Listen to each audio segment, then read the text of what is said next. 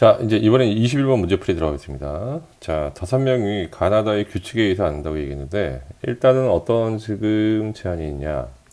A는 24 이상에 앉는다고 했고, 그럼 24 아니면 25로 앉는다는 얘기고요.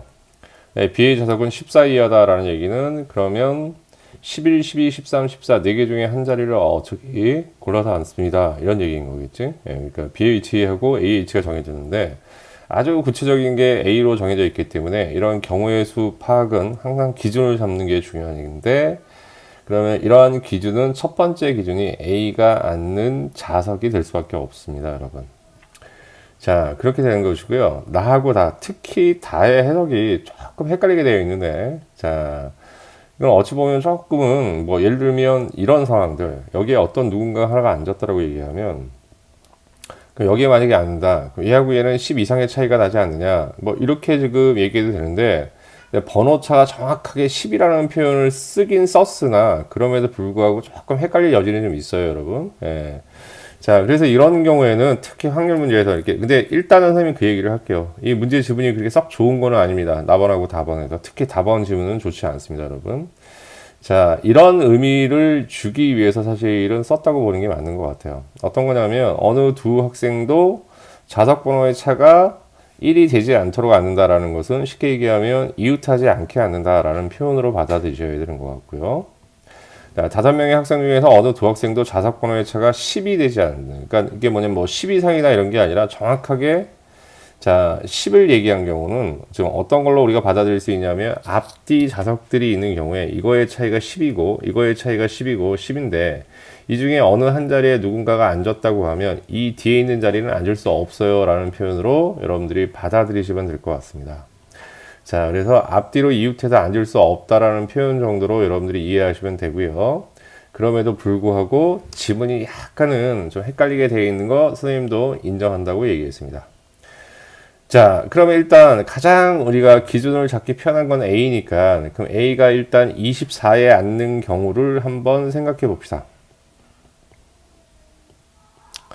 그럼 여기에 이제 A가 지금 앉는 상황인 거고, 그러면 이 자리 못 앉고, 이 자리 못 앉고, 그 다음에 뒷자리도 10 차이가 10이니까 못 앉는 거지. 그럼 못 앉는 자리가 이만큼 정해지니까, 그럼 앉을 수 있는 자리들은 남은 거에서 앉아야 되는데, 그러면 지금 앉혀야 되는 사람이 4명이니까, 그러면 최대 맥시멈으로 4개를 지금 만들어내면 이웃하지 않게. 여기, 여기, 여기, 여기. 이렇게 앉아야지만 4명을 다 앉힐 수가 있습니다.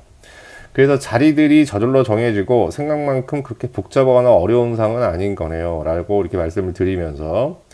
자, 그러면 4자리에 앉히는데 B의 자석은 14 이하라는 조건이 있었기 때문에 그러면 B를 앉히는 방법은 자, 자석이 14 이하에서 11번하고 13번이 있으니까 자, 2개 중에 하나를 선택하면 되는 것이고 그래서 그 자리를 B가 앉았다. 그럼 여기 이제 B가 앉았다고 치면 남는 자리 3자리가 남고 그 3자리에 나머지 3명이 앉아야 되니까 그러면 3팩토리얼이 되는 거지. 그러면 여기가 2가 되고 6이 되니까 6이 12 그래서 12라고 우리가 잡으면 될 것 같습니다. 다음 두 번째는 어떤 거 생각하셔야 되는 거냐라고 하면 A가 24 이상이니까 여기에 A가 앉는 상황을 생각해 보고 그렇게 되면 조금 이웃하는 상황에서 어떤 거냐면 여기에 사람이 앉느냐 맞느냐에 이제 문제가 좀 되죠. 예, 그래서 이 자리를 앉게 하느냐 마느냐를 두 번째 기준으로 잡아서 여러분이 생각을 하셔야 될 것 같습니다. 그럼 여기에 만약에 누가 앉는다라고 얘기하면 자 그러면 이제 어떻게 되는 거냐라고 얘기하면은 자 요 자리하고 요 뒷자리는 10 차이니까 앉을 수 없고 그러면 두 사람이 앉았으니까 3명이 더 앉으면 되는데 그러면 그 자리들은 어찌됐든 간에 여기, 여기, 여기 중에서 골라야 돼요. 그런데 여기는 이웃하게 2명을 앉을 수가 없지. 어쩔 수 없이 1명만 앉아야 됩니다.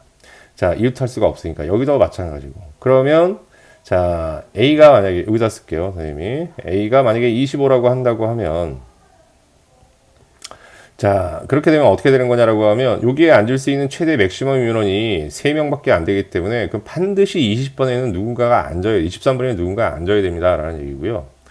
자, 얘가 안 앉는 상황에서는 어떻게 되는 거냐? 뒤에 4명을 다 앉힐 수가 없는 것이지. 자, 그래서 23번에 누군가는 꼭 앉아야 돼요. 이런 얘기입니다.